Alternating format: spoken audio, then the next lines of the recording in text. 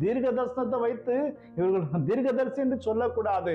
அவனுடைய கனிகளை வைத்து நீங்க என்ன பண்ண வேண்டும்? இவர்கள் தீர்க்கதரிசியா என்று அறிய வேண்டும்.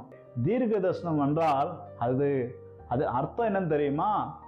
ஆண்டவர் பல மனுஷன் கிட்ட பேசுறது, அது தீர்க்கமா அதை உரைக்கிறது தான் தீர்க்க தரிசனம்.